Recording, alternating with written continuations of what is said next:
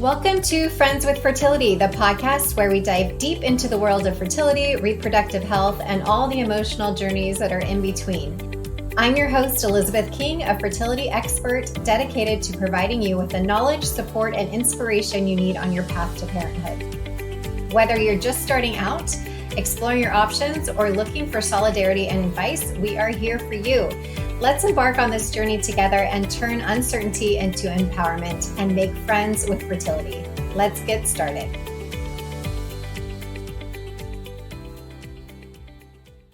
Hey everyone, welcome back to Friends with Fertility. Today we have the CEO of Lily Fertility. I get asked quite often about finances and IVF and what can people do to get insurance coverage for fertility. Well, Ari Brandes, he's the CEO of Lily Fertility, which offers a new insurance coverage that helps families access IVF. The insurance that Lily Fertility offers provides a lump sum to families who do not go home with a baby after 3 IVF cycles, providing funds for families to continue down the path to parenthood if needed. Coverage can be purchased in a matter of minutes on Lily Fertility's website. Ari, the co-founder of Lily Fertility, on the heels of his own fertility journey, which culminated with the birth of his now 8-month-old son, Austin. Austin was conceived via IVF with a donor egg and was carried by a surrogate.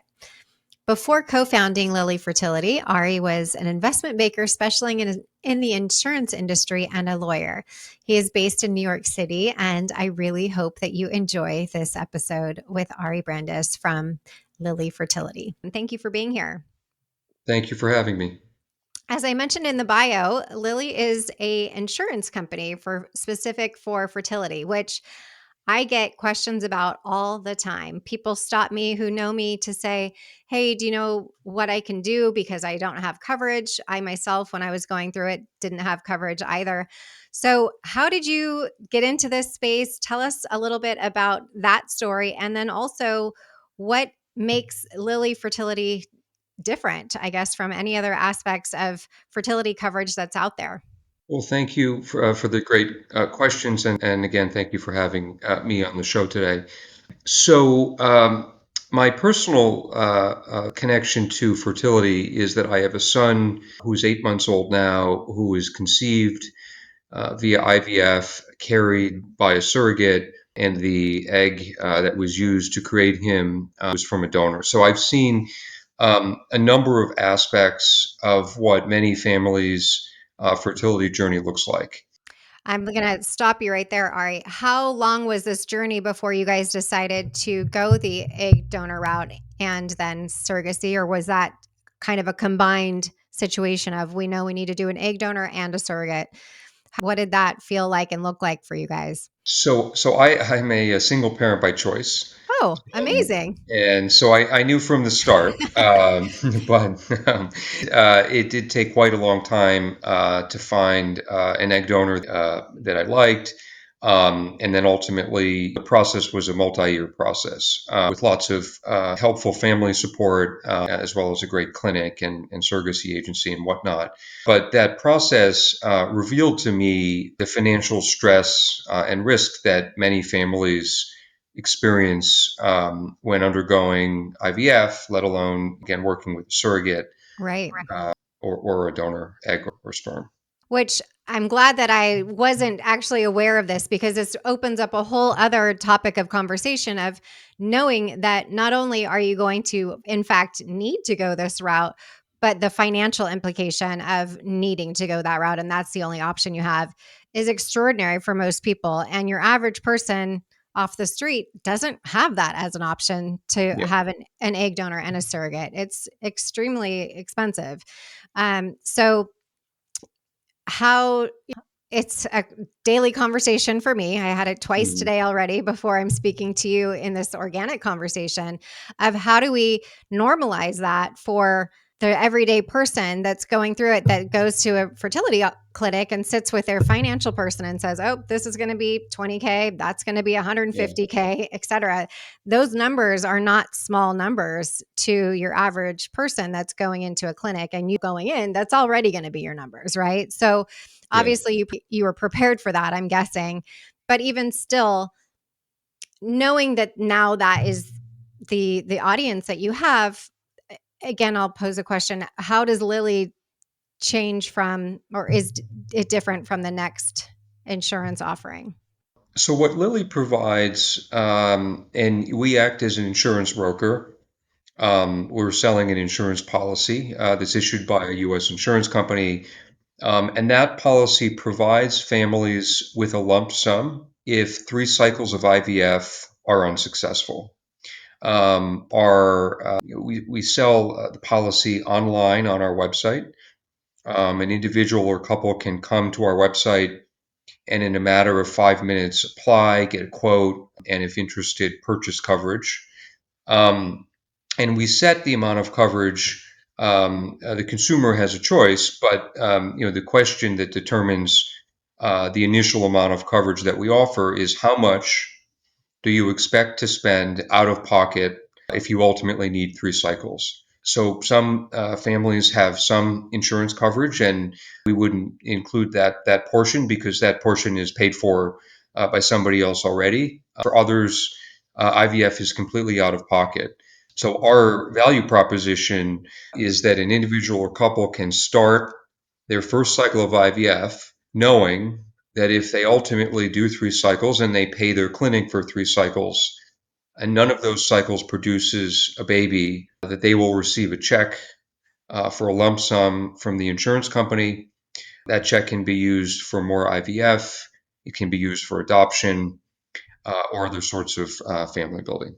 That's amazing. So when you were going through this, obviously your background in insurance, was it a light bulb moment of like, oh my gosh, there is such a need here. I need to start doing this? Or how did that evolve in your mind of this transition? So there are a number of clinics that offer programs, usually called shared risk programs, and we looked at the landscape and discovered that many of those programs have very restrictive eligibility. They often require the patient to commit to multiple cycles up front. And we think that the creation of those programs is wonderful, and it's great that some clinics provide that as an option. What we set out to do was create a more affordable, more accessible, and more flexible program that is a true insurance product issued by an Mhm. insurance company. It operates just like other insurance products. You pay a premium, and if something unexpected and unfortunate happens, the insurance company makes you whole. And is there any stipulations on age, or if you've done it before, you have pre-existing conditions and all of that sort of thing? Is there any situations that would prevent somebody from being able to get coverage in this situation? There are. So today we only offer coverage to folks who are undergoing IVF for the first time. Okay. So this would be first cycle.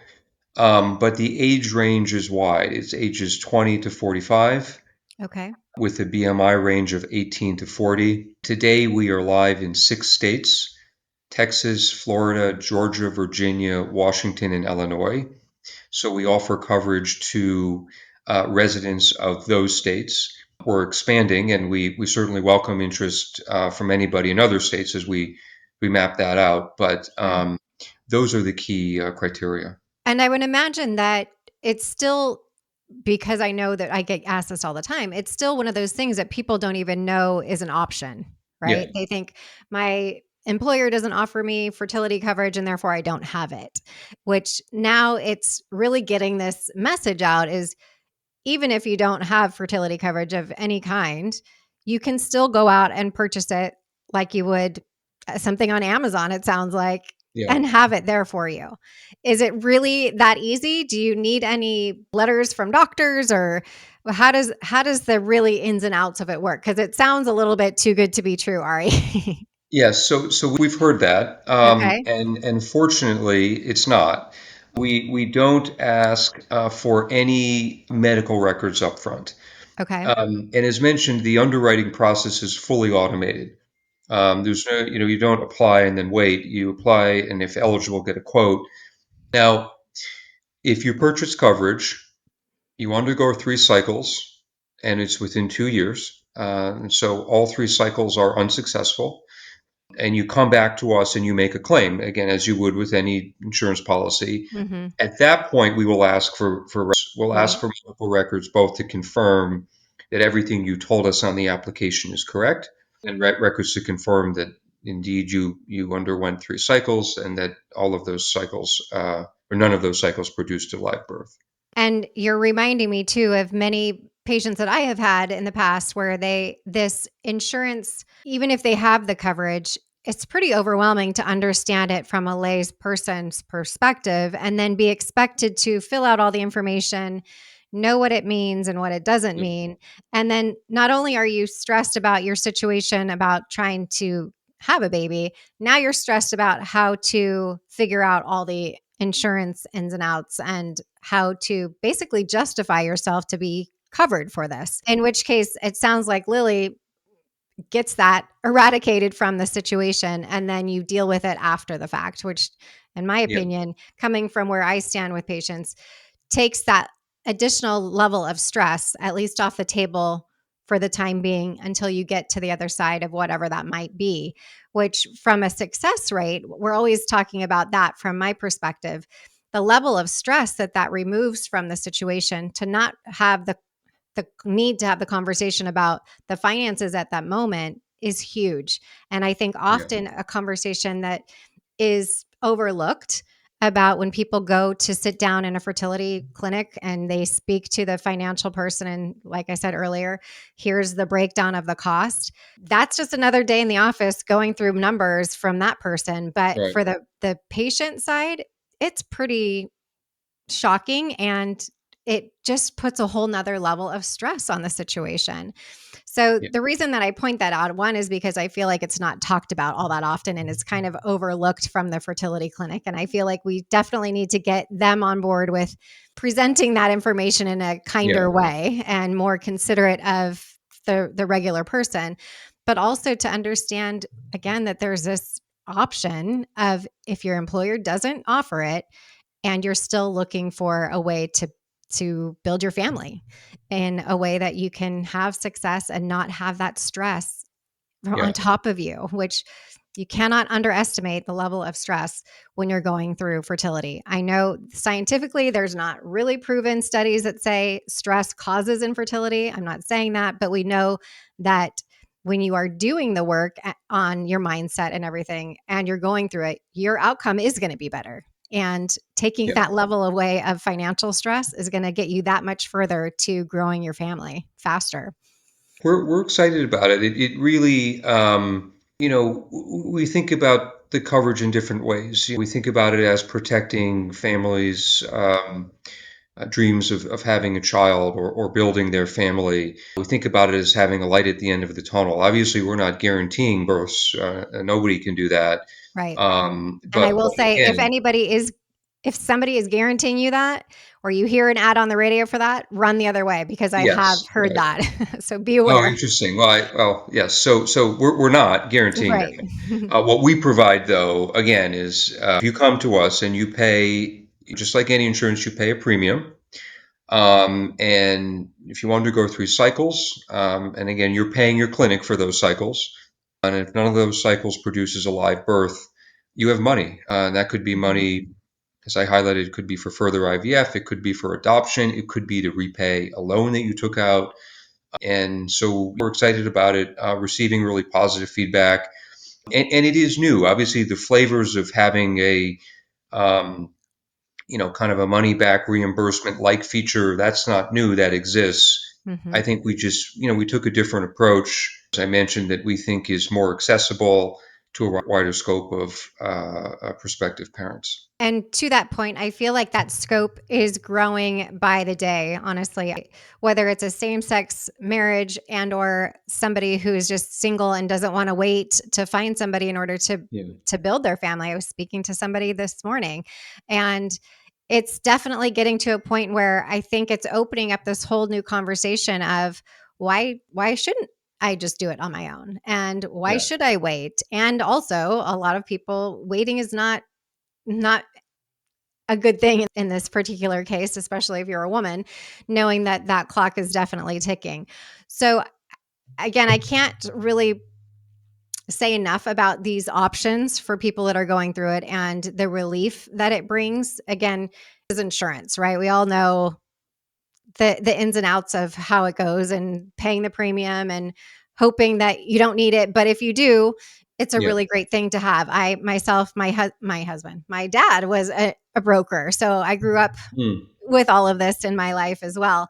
And it's one of those things that I feel it's it's never a good thing to talk about, but it's a great thing to have when you need it.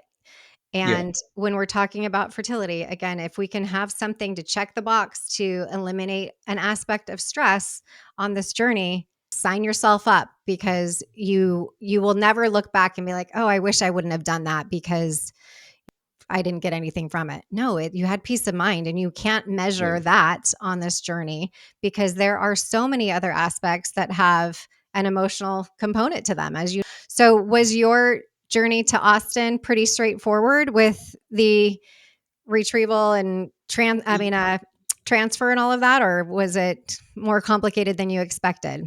So in retrospect, it was simple. In the middle of it, it certainly didn't feel that way. Of course. The initial retrieval produced 55 eggs, Oh my gosh, which was that's great. amazing. So I think it produced five high quality genetically tested embryos From um, 55. from 55. Produced, went down Okay. to five. I just want to stop on that too, because that you rarely hear 55. Sometimes you hear Yeah, 40, sometimes you hear 45 ish. But this is a great kind of learning curve for people yeah. who are not familiar with this process to understand the attrition that goes into Mhm. doing IVF. And what I mean by that is you start with 55 eggs. Then, once those are fertilized and then fertilized, frozen, and tested, Ari's saying he came back with 5 embryos, which again is a great number to have. But when you start with 55, you think there's no way I'm going to end up with five, right? Right, right. And that is always like a kick in the stomach. I'm like, well, how is that even possible? Right. How did that feel for you? Was five still like, oh, we got to win here? Or was it strange for you to hear that? It was. I didn't really have a lot of context. I didn't really, I didn't know much about the medical aspect. I know a lot more about it now. I'm not a physician, but obviously the business, I know more about it. And the clinic gave me the impression, which I think was correct, that I had more than enough to likely have at least one child. Mm-hmm. I was setting out to at least have one child. I didn't sort of say, I want two, three, four plus. And so that was what was communicated to me. And I sort of didn't have anything to check that against. And, I trusted the clinic and had a wonderful surrogate. IVF worked actually on the first cycle. But when I actually switched clinics because my insurance changed, Oh. and I thought, well, I need to be in network. And so I was out of Mm-hmm. network in the other clinic, and I didn't realize that it wasn't covered, even though I was in Uh-oh. New York City. Uh-huh. Even in mandated states, as many folks have come to learn, you have to read the fine print. I was an example of somebody in a mandated state that did not have the coverage that you might otherwise think you would. And so, the clinic communicated, I think it was around $20,000 for a cycle, which I was shocked to hear. I was fortunate to be able to have the resources to pay for it. I did, and cycle one was successful. The pregnancy was an easy pregnancy. There were no complications. There was one sort of a personal on one the anatomical scan at 20 weeks. The maternal fetal medicine doctor, Austin's stomach was extremely small, and so she was a little bit concerned. She highlighted something that I didn't even know, that the stomach changes size throughout the day. I never realized that. And she said, Hmm. well, we might have caught him, at a future Oh. him, of course, but we might have caught the fetus at a period of time when the stomach was just small. And so Hmm. we ended up getting, a couple more scans and a fetal MRI, and everything was totally fine. And Oh, that's good. what happened, was you just caught the fetus at that point in the An empty cycle. But stomach. then the birth was, labor was like 2 minutes. Oh, It amazing. was really quick. And I'm really thankful for all the not only family support, but the wonderful surrogate and egg donor and clinicians that really made it all happen. That's so exciting. And now you're in the throes of 8-month-old baby and everything that goes along with that. Are you sleeping well? Are you still in the So he hit the lottery with sleep. He God has bless. slept through the night since about 3 months. Oh my gosh, Ari. And at this point, he regularly sleeps 12 to 14 hours. He might wake up and sort of entertain himself a little bit in his crib, so maybe not full, 12 to 14 Right. hours, but he doesn't wake up crying. He wakes up, That's uh, amazing. excited to flip over and crawl around in his crib. Oh, that's so cool. I have 3 boys. We didn't have good sleepers with any of them and still don't. And my Okay. youngest is soon to be 5 and my oldest is soon to be 8 and one in the middle. So when I hear these stories, I'm like, I don't know whether to love you or hate you because Yeah. because that was not our situation. But I do love that 8-month, 9-month-old age is always my favorite because they're really starting to move around and pull themselves up and Yeah. really express their personality. It's the best. Congratulations on having him. So, has that really just changed how you show up in the world? Not only from a business perspective, of course, because you're talking about it every day, but as a person, as a human, having this human experience now with a different lens on, I guess, not only as a father, but a single father, I'm assuming, and now doing that in a way that is probably not expected when you're a little boy growing up. Yeah. A dramatic change. It's a great change, but Mhm. it's a totally new chapter in life, and it's an exciting one. And I think seeing how difficult it is for so many individuals and couples to create and grow their family, having the opportunity to do so myself has indeed given me just a different perspective, at least from a business perspective. I will say also I went to my parents with Austin for Thanksgiving, and I have a newfound understanding of when a child is screaming on a plane. I used to get sort of agitated by it. And Austin, as good of a child as he is, he needed his nap and he wasn't getting his nap. And so I can also appreciate now being a parent job. Right. Um, Think and flying on planes has changed.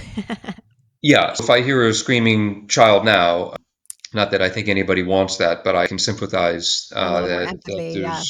you can't control everything in life. Right.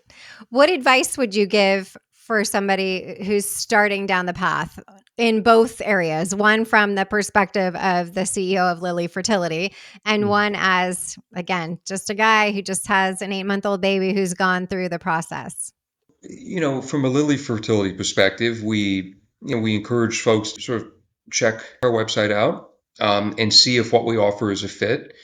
I will say to your point on insurance being complicated and hard to understand, we've structured the coverage to be as straightforward as possible. But before you can purchase, we provide a summary and we encourage folks to read that and to reach out if they have questions. We want anybody that purchases to know, exactly what they're purchasing, and so we encourage questions. And but again, we would love for folks to consider our coverage as they embark on their journey. And then from a single dad perspective, I think having support so important. My sister was a big support during the surrogacy process, and her and others. Now that Austin is an 8-month old, and I'd say one of the number one or maybe number two on the list would be making sure that you have that support network. And I think this is important. I have lots of friends who are in couples, and even for two people, raising one child is a lot. So I think it's just having that support network is so essential and valuable to raising a child.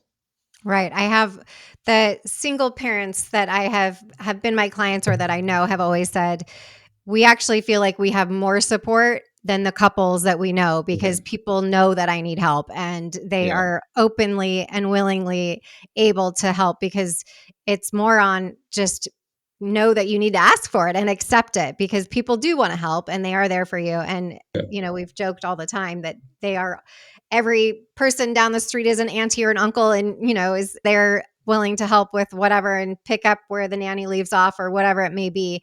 And I think that, again, those conversations aren't really had because Yeah. the idea of doing it alone seems so overwhelming to so many people. But yet you talk to people who are doing it and they're like, it's actually not that bad if you have the support structure in the Yeah. place and you have the people that love and care for you and love and care for your baby. It's actually pretty cool because you have this built-in new family for your child. And I think it's just, again, a new way of defining what family looks like, and Yeah. what that being vulnerable to say, yes, I need help, right? Like, Yeah. and also having that human experience. So when you're talking about people on planes, I know even when I used to travel for business on my own, I would struggle with my bag and my backpack and my things. And I'd see a mom traveling alone with a kid. And I'm like, I can't even take care of my own stuff, let alone how is Right. she doing all this? So anytime I see a parent traveling alone, I'm like, do you need me to hold your bag or whatever? And just having that awareness that we all need help, even though it may look like we all have it under control. We don't. Everybody Yeah. needs some help in some way. And if it's something that you're considering, I often tell people, reach out to somebody who's done it on their own and see what their experience is. One with an egg donor or a sperm donor, because I think that also, in your case, obviously you knew that that's what you needed to do, but in oftentimes people, it's not a conversation they ever expect to be told. You need to have an egg donor or sperm donor. But when you see these families that are built this way, the love and the joy and the way that the families are built, it doesn't Yeah. matter. And so reach out to those people and have the conversation to see what that was like, because it really opens up a whole new opportunity of how to build the family and when you might decide to do that. Yeah. So, any closing last, wisdom, the wisdom for people that are maybe uh, finding the differences with these insurance companies out there? Because I feel like it is a new world and there are different companies that are popping up specific around fertility, because it is a business that's starting to be more recognized. What would you say to somebody who's starting down this path? I think it's helpful to compare the different options. There are a dozen or so lenders who will lend for fertility care. You've got Lily Fertility, which offers an insurance product and which actually pairs nicely with a loan. It could provide a family funds to repay that loan Mhm. if 3 cycles are unsuccessful. As I mentioned, there are some clinics that offer multi-cycle packages that have reimbursement components. For some families, that may be a great option. So I think it's evaluating the all of the resources out there, to determine which combination of products, is the best fit. I think you highlighted a really good point of really thinking about this, though. I would say, um, ignoring the fact that one's fertility journey could be expensive, ignoring the fact that there may be, the cost may be higher than expected is not a choice I would make, because I've certainly spoken with folks who didn't have money to build their family after multiple failed cycles. And now our product and certain other products didn't exist then, and potentially could have helped. But I think it's insurance broadly, whether it's in this situation or in other situations, it was there to provide people with funds or something else to make them whole in an unexpected and an unfortunate situation. And insurance, we have it in the auto space, we have it in the home space, all sorts of other spaces, throughout life. And, just as, I mean, in the auto space, I think it's mandatory in most states. So I'm not sure anybody necessarily voluntarily thinks about it. But, Mhm. just as you might think about buying insurance for your trip and protecting the money you expect to spend there, we encourage folks to just think about, again, whether Lily is a solution or not, kind of what that financial path looks like, really to be sure, or as sure as possible, that you can continue down that path and hopefully ultimately be successful. Yeah. So do your homework, check out your options, and also, like you said, do variations of that, I think. Instead Mhm. of just I used to be people would just automatically say, "I can't afford IVF," and walk away. Yeah. Now there is a lot of different avenues to see what can be there to help you. So definitely do your homework. Take some time to check it out. It will be well worth your time because at the end of the day, if this is what's going to get you to a family easier with less stress and knowing that you have something at the end of it, if you don't end up with your family, it can really be a game changer. So, thank you so much for being here. Thank you for sharing your story. And we can't not wait to see what Lily does in the future. Excellent. Thank you very much. Thank you for joining us on this episode of Friends with Fertility. We hope that you found the stories, insights, and tips as inspiring and informative as we did. Remember, you are not alone on this journey. Your friends with fertility are here for you. If you've enjoyed today's episode, please subscribe, rate, and leave a review on your favorite podcast platform. And don't forget to follow us on social media for updates and more fertility resources. Until next time, stay hopeful and keep believing in your journey, and know that we are sending you lots of love.